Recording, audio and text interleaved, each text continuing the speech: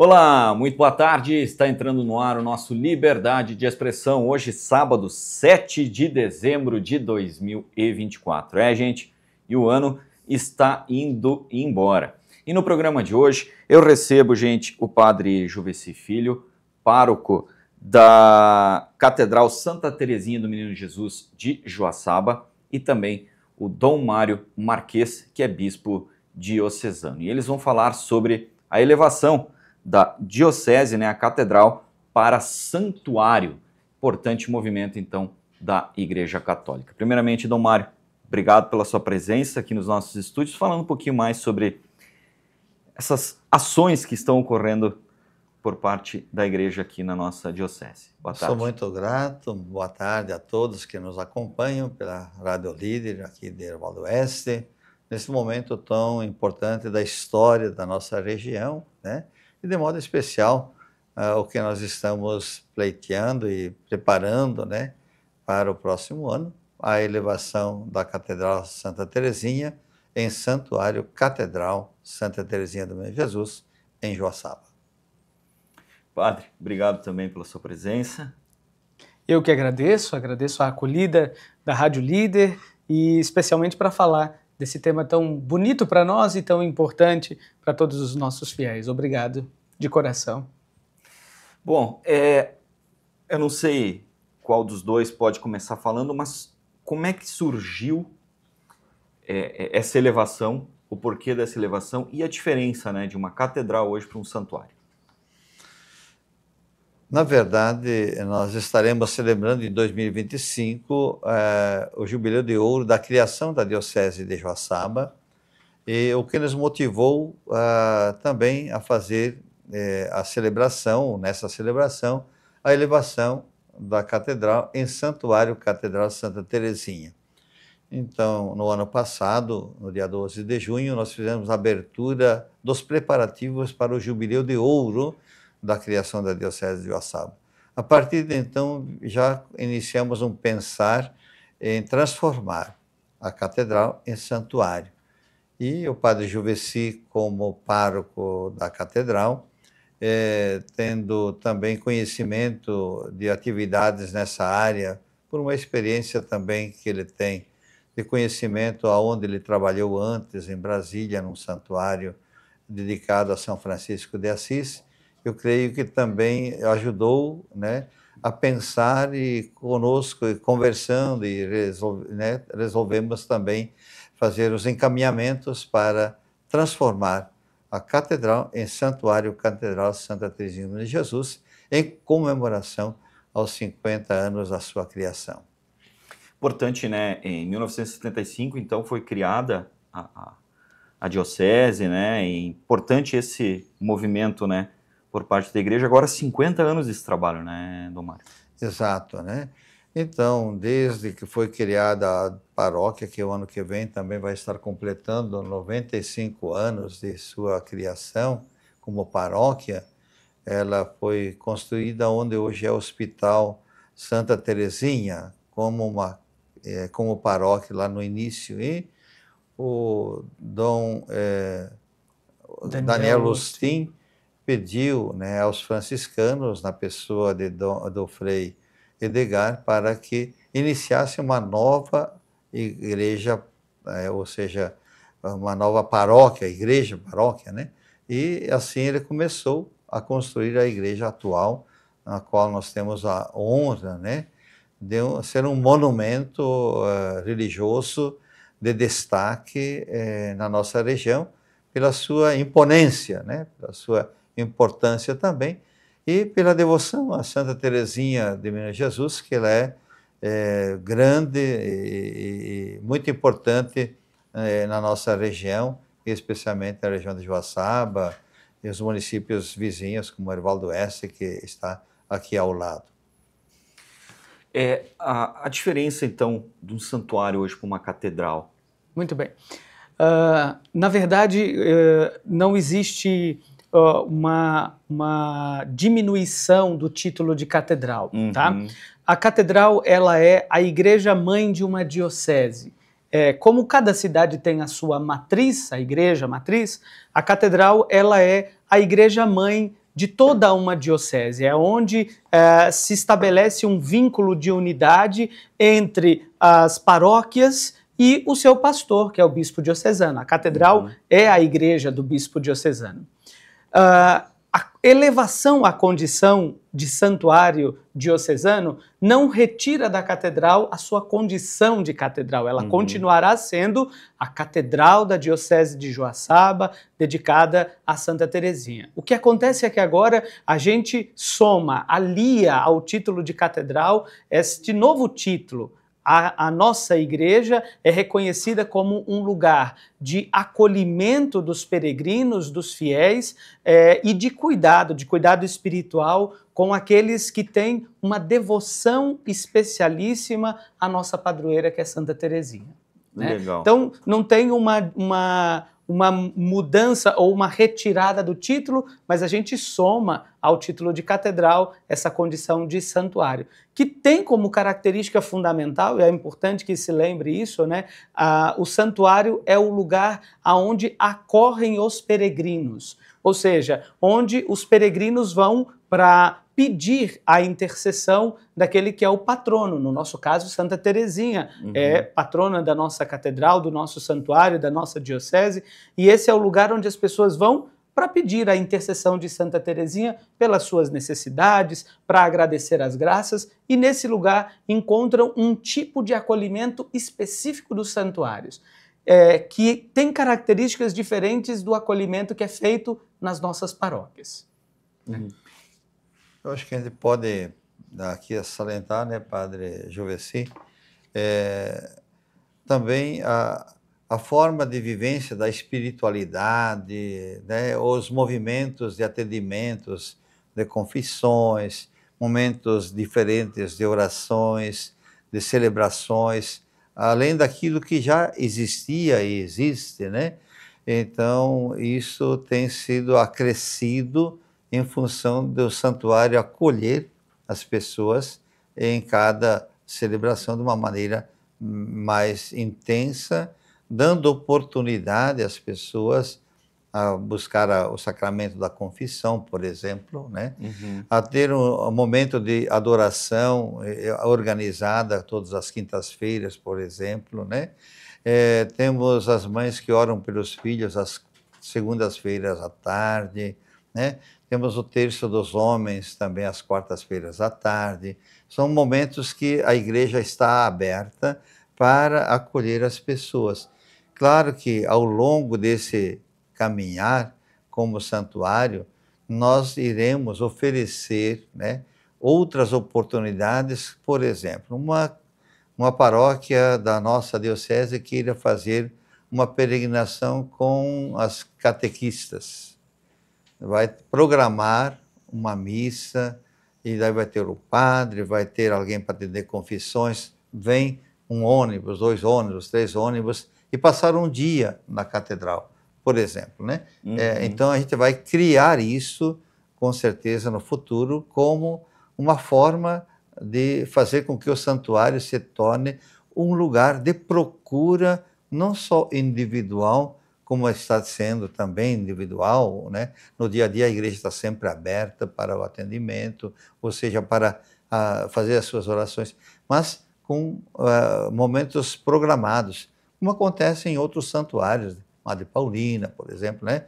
Você vai em um ônibus daqui de Joaçaba para lá, sempre faz um contato lá, nós gostaríamos de ter uma missa lá.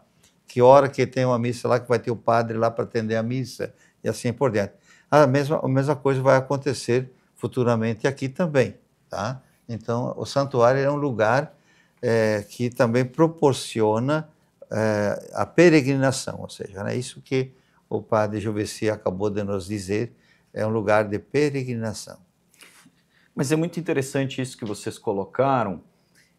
Já há uma conversa com o poder público também, por conta dessa situação, porque haverá pessoas de fora vindo para Joaçaba, vindo para Herval do Oeste, e, né, vai precisar de hotéis, vai precisar de alimentação, a segurança. Já há uma conversa, há um estudo em relação a isso?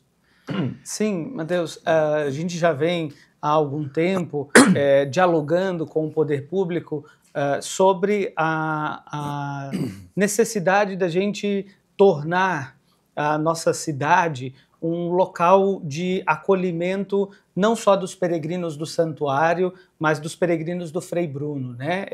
Esse cuidado com o que convencionou se chamar de turismo religioso. E é preciso que a gente preste muita atenção nesse grupo de pessoas que passam a frequentar a nossa cidade para especificamente cuidar da sua fé, né, para ter esse momento de encontro com Deus, seja na nossa catedral, seja na Romaria do Frei Bruno, que é tão importante para o nosso município.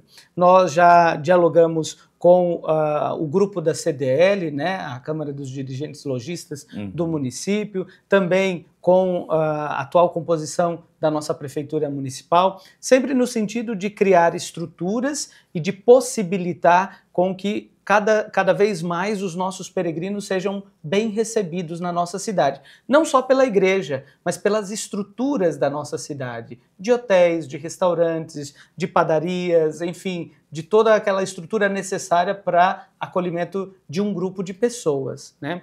É interessante perceber que no último ano, eu ia falar no último ano, mas nós ainda estamos em 2024, né? Nesse ano de 2024, a Câmara Legislativa de Joaçaba, a Câmara dos Vereadores de Joaçaba, acolheu um pedido e aprovou um projeto de, por exemplo, incluir a Romaria do Frei Bruno no calendário oficial do nosso município. Para que isso? Para que o município também possa entrar com a possibilidade de prestar um serviço de acolhimento aos inúmeros peregrinos. E a gente quer que isso seja não só na Romaria, mas que seja uma constante, que as pessoas cheguem aqui e sintam-se acolhidas. Como, por exemplo, quando a gente vai no Santuário Nacional de Aparecida. Claro, nós não temos a pretensão de tomar o tamanho de um santuário, porção, quem sabe, né? Quem sabe um dia, né, Dom Mário? Mas quando você chega em Aparecida, a cidade está preparada para receber o romeiro, a cidade acolhe você, a cidade respira o ar daquela experiência de fé. E nosso desejo é que aqui, com Santa Teresinha, com Frei Bruno, a gente também tenha esse ar de espiritualidade, de religiosidade popular. Aproveitando também a fala desses dois setores que o padre Juveci comentou, também junto à questão de turismo, também eu tenho tido conversas muito significativas nessa perspectiva do santuário e também da questão do Frei Bruno como turismo religioso. Temos já feito algumas conversas bem importantes a nível estadual. Com o Sebrae, inclusive. Com o Sebrae, né? Então nós estamos aí dando passos interessantes. Também nós estamos sugerindo, quanto eles também estão sugerindo, esses passos importantes para darmos sustentabilidade e, ao mesmo tempo, também criarmos essa expectativa e, ao mesmo tempo, proporcionar aos peregrinos, aos devotos e assim por diante, as pessoas que visitam a nossa região também. Não é só o santuário em si, mas tem tantos atrativos, tanto em Joaçaba, aqui em Ervaldo Oeste, mas também a nossa região aqui ela é rica em aspectos de acolhimento de turismo geral. E aproveitando o turismo fala, né, religioso. De Piratuba, Três Itilhas, né? Sim. Exato. Fraiburgo, Videira, então é um corredor. É um corredor aqui, né? É interessante. Então, essas tratativas estão sendo também alinhadas, né? Para proporcionar o futuro da nossa região, uma ampliação nesse sentido. Muito bem. E como é que será o evento do Jubileu de Ouro, também a elevação, né, para santuário? Há alguma atividade específica em si? Como é que funciona esse momento? Então, Matheus, o Jubileu e a elevação são duas realidades que estão caminhando juntas, apesar de serem realidades diferentes, né? Então, a nossa diocese no próximo ano, 2025, celebra seus 50 anos. Criada lá em 1975, agora em 2025 a gente tem a graça de celebrar esse jubileu de ouro. Existe toda uma programação, depois o Dom Mário pode até falar com mais propriedade sobre a programação específica do jubileu. Nós teremos momentos celebrativos importantes, viveremos experiências bonitas de preparação para esse jubileu. E essa é uma caminhada diocesana que está sendo construída, e aqui faço menção especial ao Padre Tiago William, que é o coordenador diocesano de pastoral, junto com o Dom Mário, com o Ângelo, da nossa assessoria de comunicação, vem criando toda uma estrutura celebrativa para a celebração dos 50 anos da diocese. Junto com isso, com essa realidade, nós temos também a realidade da elevação da catedral à condição de santuário diocesano. Então, a elevação ela está inserida nesse processo de celebração dos 50 anos da diocese. Então, nós tivemos já um primeiro momento, eu costumo dizer que a gente está fazendo aqui um caminho, um itinerário celebrativo nesse processo de elevação. Tivemos um primeiro momento agora no dia 24 de novembro, que foi a solenidade de Jesus Cristo, Rei do Universo. Nessa celebração, nós fizemos a dedicação, celebramos o rito da dedicação. O rito da dedicação é um rito de consagração do templo à Santíssima Trindade. Foi isso que fizemos ali no último dia 24 de novembro, e a ideia é que esse marcasse o primeiro momento do caminho celebrativo da elevação da catedral à condição de santuário diocesano. Depois, no dia 12 de junho, o que nós vamos fazer é celebrar a intronização das relíquias de Santa Teresinha e dos pais de Santa Teresinha, Santa Zélia e São Luís, na catedral. A intronização essas relíquias serão colocadas, depositadas de modo definitivo para a veneração pública dos nossos fiéis lá na catedral.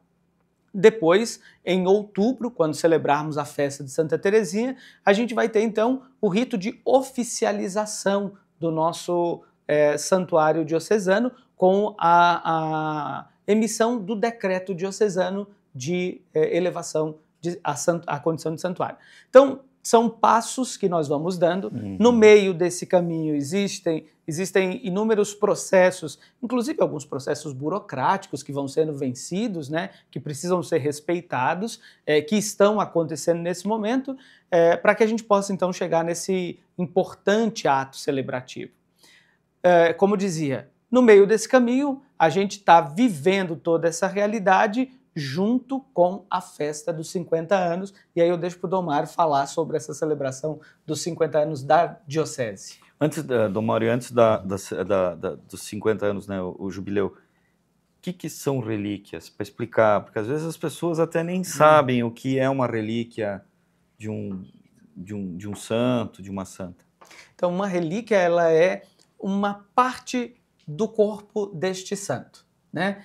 A relíquia ela serve como um sinal da presença daquele santo, daquela santa, num espaço, no nosso caso, no espaço da catedral. De uma presença que é mais do que simplesmente presença física, mas é principalmente presença espiritual, né? É colocado, mas é um pedaço muito pequeno, né, do corpo daquele santo, que é colocado ali para esse momento de veneração pública, que eu reconheço que na vida daquele santo a graça de Deus atuou de tal maneira que pode também atuar na minha vida, porque eu também sou chamado à mesma santidade que os grandes santos da igreja, santos e santas. Mas, precisamente, é um pedacinho do corpo, né? A gente ainda não sabe que pedaço. Dom Mário tem uma relíquia de Santa Teresinha que é um fragmento da carne de Santa Teresinha. Sim. Então, ex carne, está escrito, né? Tem um documento que é dado, né, confirmando exatamente que é uma partícula, né, algo bem pequeno, né, e que a gente pode ver com os olhos, né, dá para ver a relíquia. Então, é um ex carne, é um tecido de carne de Santa Teresinha, do corpo dela. Santa Teresinha é datada de quando o seu falecimento? Agora completam Vou pesquisar. Tenho que pesquisar. Botei, não é fácil. Mas assim, por que acontece? Algumas catedrais, alguns santuários, algumas paróquias, né, os santos enterrados nelas, né? O caso de São Francisco, Santa Teresinha também está em um local assim, onde há um santuário em volta. Lá em Lisieux, onde ela nasceu, onde ela viveu, onde ela morreu, né? Tem.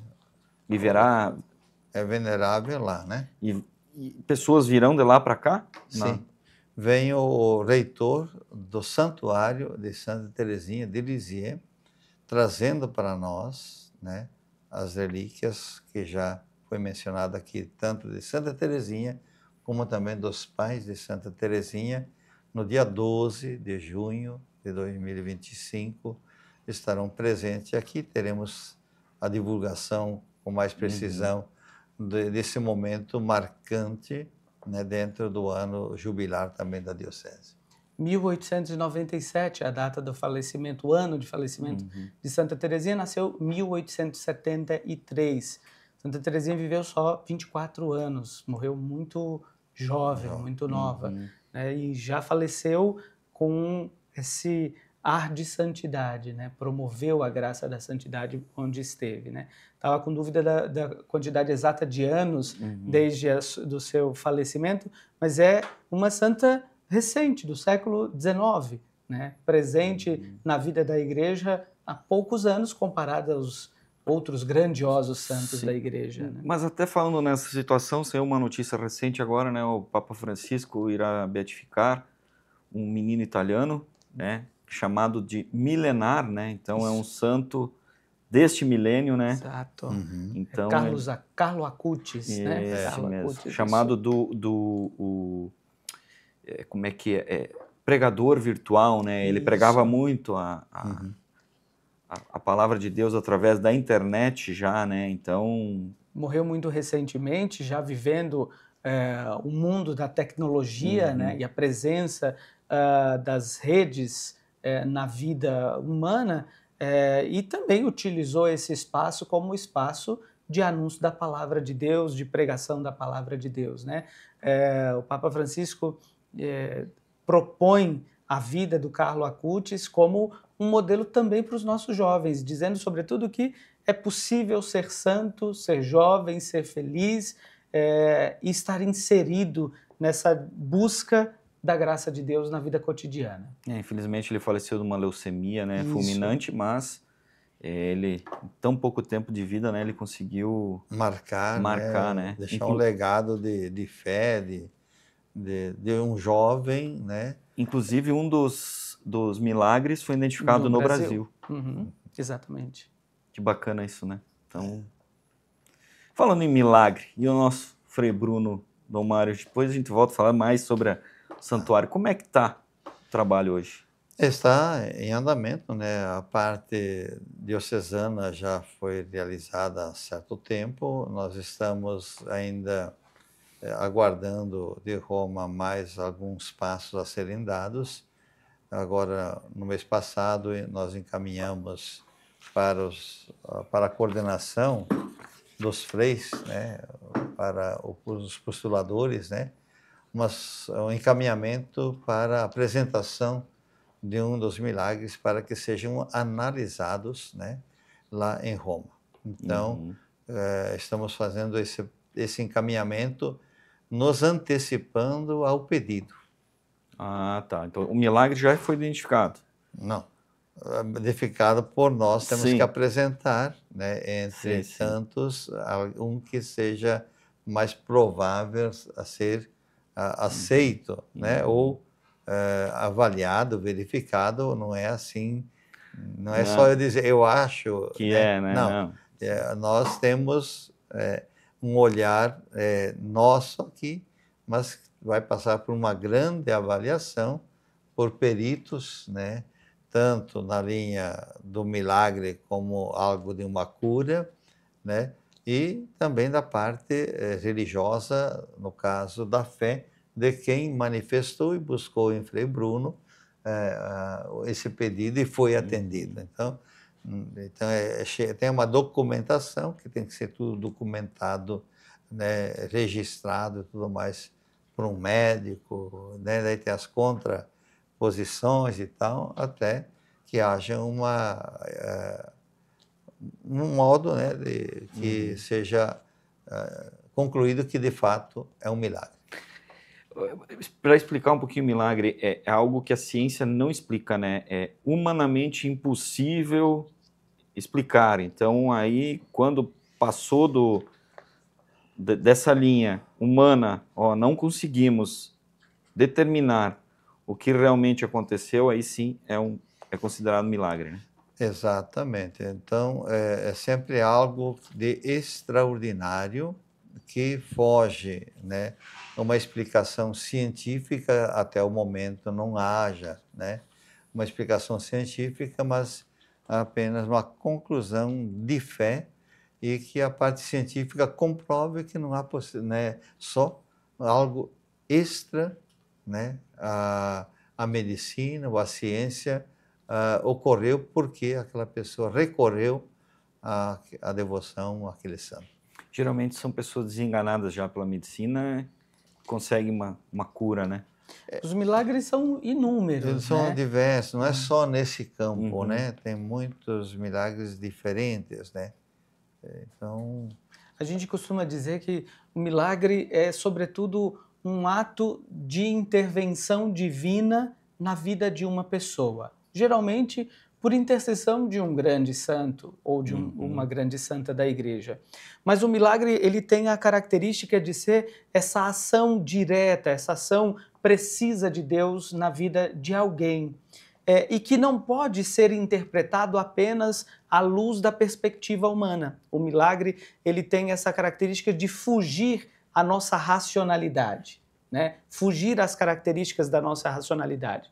Nós temos milagres de curas, como você citava, os milagres que são mais conhecidos são aqueles das pessoas que, de certa maneira, estavam desenganadas pela ciência, pela medicina e que alcançaram a graça da sua cura, mas nós temos outros inúmeros modelos de milagres. Por exemplo, o milagre da reconstituição da unidade familiar, uma família que passava por uma situação complexa, uma situação de desestrutura, de separação, de crise familiar.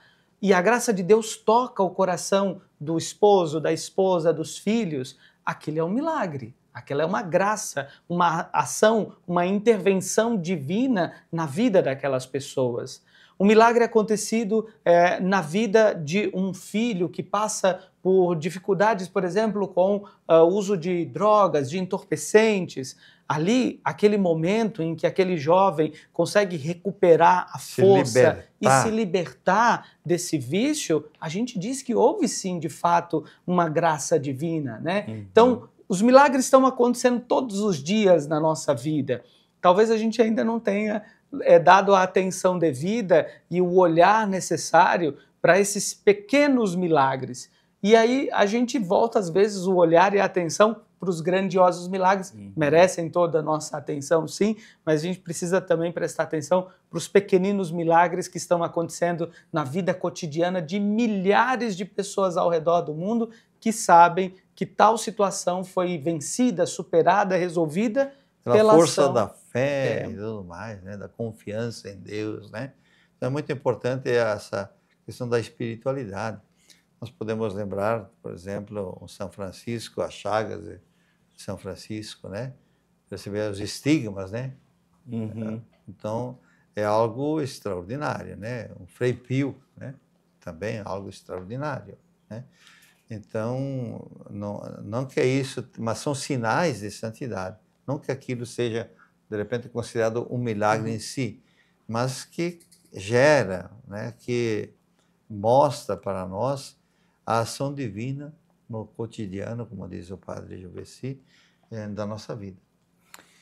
E não há um prazo, né, para a gente conseguir, né, fazer com que o processo lá de beatificação lá em Roma siga muito depende também nessa questão da identificação, mas não há, porque processo, a gente sabe que há processos milenares, né, de beatificação, há processos que, como é o caso desse menino,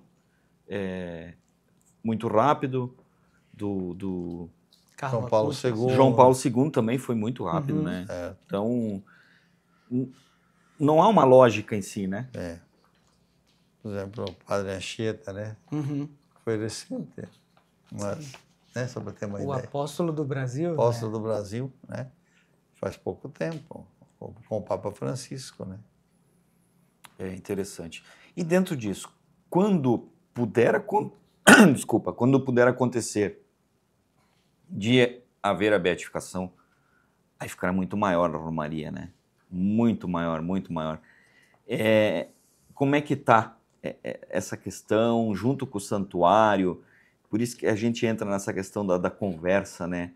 De como o turismo religioso chegará até aqui, né?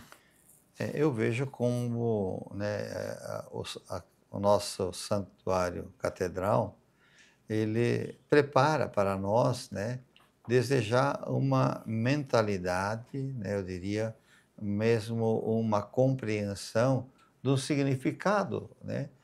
Quando vocês provavelmente que nos ouvem e nos acompanham, né, têm conhecimento do Santuário Nossa Senhora Aparecida, aqui em Santa Catarina, a Madre Paulina, como que funciona, como é trabalhado, como as pessoas recorrem e tudo mais. Eu creio que ao criar o santuário Catedral Santa Teresinha, né, pelos devotos de Santa Teresinha, se associa também os devotos de Frei Bruno. Quando ocorrer, né, uma beatificação e depois uma canonização, evidentemente terá outros desdobramentos próprios das circunstâncias históricas e dos acontecimentos. E muito se fala da criação também de um local próprio para Frei Bruno. O cemitério que já é pequeno, né? No coração do Dom Mário já tem um santuário, né, Dom Mário? O santuário do Frei Bruno também, né? Mas esse é um processo que é longo ainda, né? No nosso coração existe sim o desejo de ter um local específico para essa devoção e para a espiritualidade própria, inspirada pelo Frei Bruno, mas existem passos, esse pensar, né? Tem que ser, claro, a gente pode pensar hoje, né? Mas a hora que tiver a declaração dele como beatificado, aí vai ser correr atrás, né, de outros procedimentos, encaminhamentos, evidentemente, né? Claro que isso vai gerar, né, uma outra ampliação, como se diz. As próprias romarias serão mais implementadas ainda, com certeza. Vai ter uma divulgação nacional, né? Quando se declara uma beatificação, tem uma expansão já na CNBB, em todo o Brasil e também para o exterior. E até porque é importante lembrar, né, Dom Mário, assim, até pelas limitações próprias impostas ali pelo processo de beatificação, nós, enquanto igreja, não podemos tratar o Frei Bruno como alguém que já foi beatificado, ou como né? que já foi canonizado. Exato, tem que ter todo esse cuidado para que a gente não, como diz o ditado antigo, não passar o carro na frente dos bois, né? Então, tudo tem uma sequência, então agora é preciso que haja a oficialização da beatificação, né, a confirmação da beatificação, para que a gente possa criar as estruturas devocionais próprias deste beato. Né? E à medida em que essas estruturas estão prontas, elas vão crescendo, elas vão tomando a sua proporção, porque também o processo vai dando continuidade. Depois do processo de beatificação, é óbvio que a gente tem o desejo de pleitear a canonização de Frei Bruno. Né? Todo outro caminho. Que é outro caminho. Outro caminho. Então é um passo dado de cada vez. Né? E hoje, inclusive, a questão do nosso santuário catedral, do Santuário Diocesano Catedral Santa Teresinha, abarca esses grupos que são diferentes, né? Grupos dos devotos de Santa Teresinha e grupos dos devotos de Frei Bruno. No projeto que nós encaminhamos para a Diocese, nós dizíamos isso, né? É do Santuário Catedral que sai a Romaria todos os anos. Então os fiéis se encontram ali, naquele espaço. Aquele é o ponto de partida de uma experiência de fé em torno da figura do Frei Bruno. De uma experiência que começa aos pés de Santa Teresinha, né? Todos vão lá e olhar para Santa Teresinha e dizer: Santa Teresinha, vamos começar daqui agora a nossa caminhada. E se completa aos pés de Frei Bruno, né? É muito bacana isso. Como é que funciona a estrutura do santuário? Como é que é hoje um santuário? Sim, a estrutura ela é sobretudo uma estrutura de acolhimento, tá? Tenho sempre feito essa diferenciação. Às vezes a gente imagina que o santuário, para que seja declarado um santuário, a gente vai ter que mudar toda a estrutura arquitetônica do espaço. Não, não é necessário isso. O que precisa ser mudado? A estrutura de acolhimento. Como o santuário é um lugar de peregrinação, os nossos peregrinos têm que encontrar no nosso espaço um lugar, em primeiro lugar, para serem ouvidos. O santuário é o espaço da misericórdia. Os documentos da igreja falam muito sobre isso. Um santuário é o espaço da misericórdia. Então os nossos peregrinos precisam ser escutados. E escutados especialmente na sua confissão. Então eles precisam ter um lugar onde eles podem chegar e abrir o coração diante de Deus. Primeira grande mudança que acontece é: o santuário é o lugar que oferece as confissões, que tem ministros disponíveis para ouvir as confissões. O santuário é o lugar da oração. Então, o nosso espaço precisa ser adequado de tal maneira que nele o fiel possa sentir a vontade e o desejo, a necessidade de fazer a sua prece. Por isso o Domário até colocava sobre momentos específicos de oração, momentos de adoração ao Santíssimo Sacramento, momentos de espiritualidade. O santuário precisa oferecer isso. O santuário é o lugar do milagre. Então, eu tenho até pedido nas nossas missas, né, para que as pessoas que alcancem um milagre, alcancem uma graça por intercessão de Santa Teresinha, não tenham medo de dizer para a gente, não tenham medo de trazer a prova desse milagre alcançado para a gente. Por quê? Porque ali é onde eu visualizo o milagre, né? Os nossos grandes santuários têm a Sala dos Milagres, que é o lugar onde a pessoa vai dizer: olha, essa aqui foi a graça que eu alcancei. A graça pode ter sido o nascimento de um filho, né? Mas a graça... A mãe que não podia ter filho. Exato. Né? Pediu por intercessão de Santa Teresinha, traz ali para a gente, traz essa graça alcançada e a gente vai expor essa graça de certa maneira para que todos os fiéis também possam ter certeza. E a maior bênção de uma mulher, né? Claro, claro, uma grande graça alcançada, né? Quando a mulher... eu acho que ser mãe, ser pai é algo lindo, mas quando não se consegue ter, né? Então... Experimenta todos os métodos que existem, não dá e tal, de repente, né? Ela alcança, pede uma graça e alcança. Milagre. E falei isso até porque o Frei Bruno é muito invocado pelas mulheres que não estão conseguindo engravidar. Alguém a quem as mulheres acorrem com muita confiança, né, Domário, para pedir a graça de uma gravidez e de uma gravidez em segurança. Né? Que bacana. E a estrutura administrativa muda dentro disso? Sim, a gente, como eu dizia, nós estamos fazendo agora um processo que é, sobretudo, um processo burocrático. Tá? Então a gente precisa vencer algumas etapas. Recentemente, na reunião do Conselho de Presbíteros da Diocese, foi apresentado o nosso documento que rege a vida do santuário, né? É o Estatuto do Santuário. Então ele foi apresentado, aprovado pelos presbíteros e nos foram feitos alguns pedidos especialmente para elaboração agora do próximo documento, que é o regimento interno. O regimento interno, ele vai tratar de questões administrativas, de questões de atendimento, como é que vai ser previsto o atendimento desse santuário para esse processo de acolhimento, e de questões pastorais. Como é que a pastoral desse santuário vai passar a ser exercida a partir desta realidade de santuário, de condição de santuário. Interessante. Outras questões também sobre o jubileu, Dom Mário, que tu possa trazer para nós.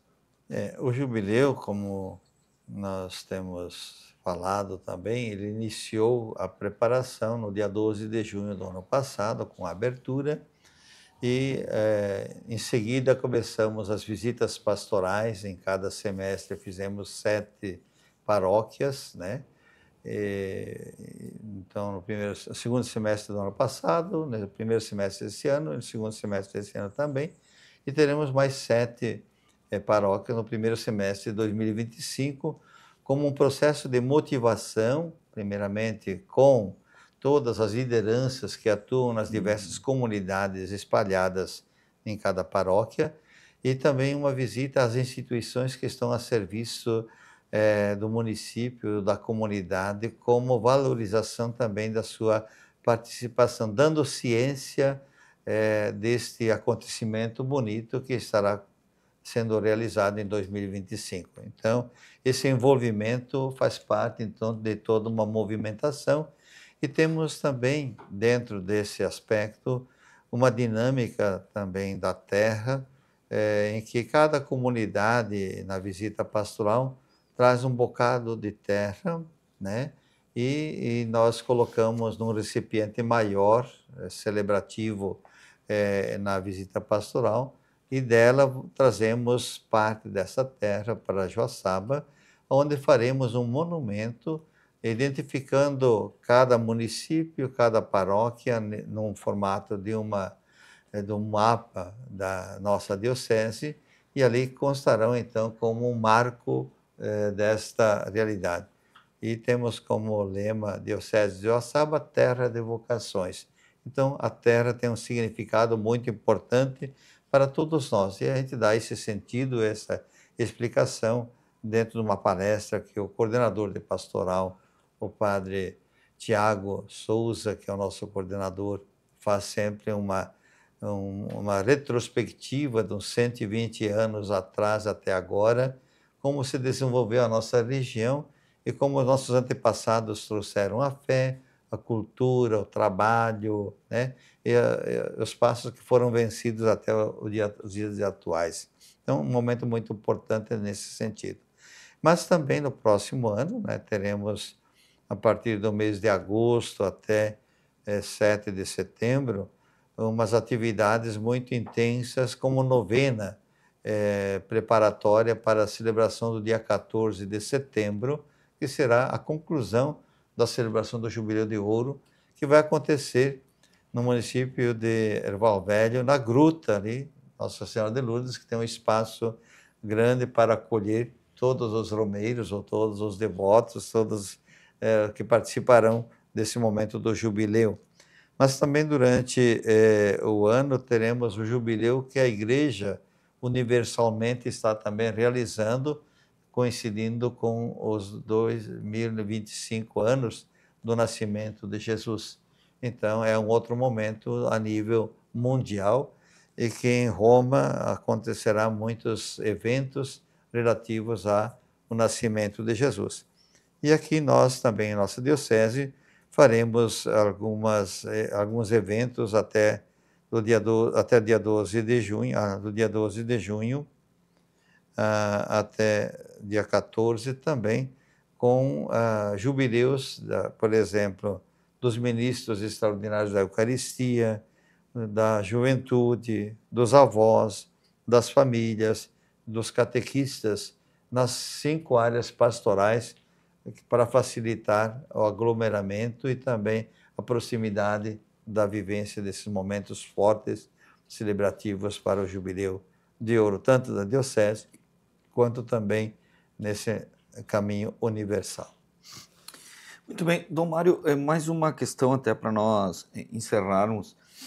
Houve mudanças também na questão organizacional da igreja em Santa Catarina, né? Havia apenas uma arquidiocese e passou a mais agora. Como é que o senhor viu isso? Agora Joaçaba, a diocese, passa a pertencer a Chapecó? Isso. Então, já é um pedido que vínhamos trabalhando e no ano passado, quando tivemos em Roma, apresentamos também a necessidade, né, de regionalizar, como também em outros estados, a questão das arquidioceses. Então, a nossa arquidiocese era Florianópolis, que atendia as outras 9 dioceses correspondentes ao Regional Sul 4 da CNBB. Foram criadas agora, então, mais 2 arquidioceses. A sede de uma delas é Chapecó, a qual pertencerão a esta arquidiocese Joaçaba, Caçador e Lages, né? E a outra arquidiocese que foi criada foi a de Joinville, que associada a ela está Rio do Sul e Blumenau. E a arquidiocese de Florianópolis ficou com Tubarão e Criciúma. Então, cada uma dessas regiões tem características mais ou menos parecidas ou próximas, que facilitam também as nossas atividades, e temos muitas formações, encontros, muitas vezes se deslocar lá do oeste até Florianópolis, né? Nós aqui até Florianópolis, ou de Florianópolis vir até aqui. Então, essas questões, algumas reuniões serão realizadas por nível de província eclesiástica, que é o nome característico para cada arquidiocese, né? Então, isso também é uma novidade, e é um fator importante para nós. O Rio Grande do Sul, até uns 15 anos atrás, havia também só uma arquidiocese, que era de Florianópolis, aliás, de Porto Alegre, né? E foram criadas de Santa Maria, Passo Fundo e Pelotas, né? O Paraná tem Cascavel, Londrina e também Maringá e Curitiba. Então, para vocês terem uma ideia, então as regiões são feitas assim. Em outros estados tem mais ou menos dioceses, arquidioceses. E a CNBB ela também tem essas divisões sul, sudeste, assim como... nós temos 19 regionais, né? Então, o Regional Sul 2 é Paraná, Sul 1 é São Paulo, Sul 3 é Porto Alegre, aliás, é Rio Grande do Sul, e Sul 4 é Santa Catarina. Então, se mantém esses regionais. Então, daí tem o Leste 1, 2 e 3, né? Norte 1, Norte 2, Norte 3, Centro-Oeste 1, 2 ou 3, né? E assim está distribuído o Norte, né? Norte 1, 2, Nordeste. Então, são subdivididos em áreas, né? Ou até estados. E o bispo diocesano que está hoje nessa diocese, que passa a ser arquidiocese, ele é elevado... Automaticamente ele é elevado a arcebispo. Legal. Né? Então, o Dom Oderir de Chapecó, ele se torna arcebispo. Ele vai receber esse documento e tudo mais lá em julho do ano que vem, né? Mas ele já vai receber talvez alguma coisa antes. Nós vamos ter um momento também já de oficialização. Isso está sendo agendado, bem como também o arcebispo de Joinville. Né? Eles já são chamados, porque já são automaticamente se tornam arcebispo. A oficialização, tanto do Papa quanto também da instalação deles, cabe a eles definir as datas de instalação. Né? E para chegar a cardeal? Aí é uma escolha também do Papa, próprio Papa. Também são assessores que se aproximam da atividade e colaboram com a gestão da igreja no mundo todo, nos mais diversos setores ou áreas da própria igreja. Muito bem. Gostaria de agradecer a presença de vocês, Dom Mário, Padre Juveci também, começar pelo Padre. Padre, agradecer a sua presença, você sempre muito simpático com o nosso jornalismo, sempre atento sempre disposto a conversar conosco. E também gostaria que você deixasse sua mensagem final. Muito bem. Feliz Natal, né? E um Feliz Ano Novo para toda a nossa região aqui. Muito bem. Então, a todos vocês que nos acompanharam durante essa conversa, esse bate-papo tão importante e necessário, a gente pede a Deus para que sejam todos plenamente abençoados, especialmente agora nesse tempo bonito do Natal. Pedimos para que a graça do menino Jesus alcance o coração de cada um de vocês e traga a luz necessária na sua caminhada. Que Deus abençoe, um feliz e santo Natal e um ano novo repleto de paz para todos vocês. Obrigado. Dom Mário, também agradecer.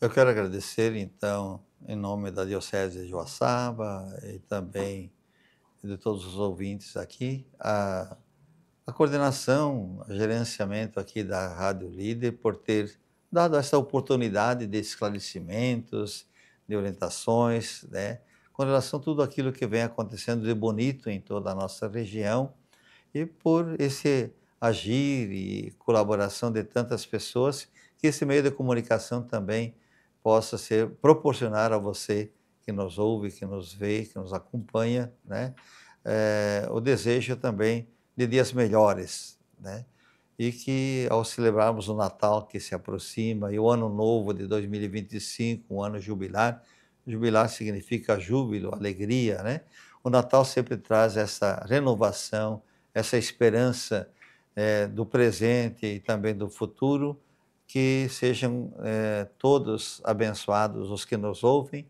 que nos acompanham também aqui pela Rádio Líder e pelos seus outros meios de comunicação também. Nosso muito obrigado e Deus seja louvado por tudo aquilo que cada um realiza no seu campo, no seu trabalho, na sua atividade e também por este meio de comunicação Rádio Líder que vem fazendo o seu belíssimo trabalho de comunicação do bem. Amém. Obrigado então, Dom Mário. Obrigado também, Padre Juveci. Gente, esse foi o nosso Liberdade de Expressão. Muito obrigado pela sua companhia até agora. Você que está nos acompanhando em 107,5, vem aí o Beto Molim. E para você aqui no YouTube, muito obrigado pela sua companhia, por você estar conversando conosco, nos ouvindo, falando sobre esses importantes assuntos que envolvem a Diocese aqui de Joaçaba. Gente, a apresentação foi minha, Matheus Mitterer. Volto no próximo sábado. Um abraço. Tchau, tchau.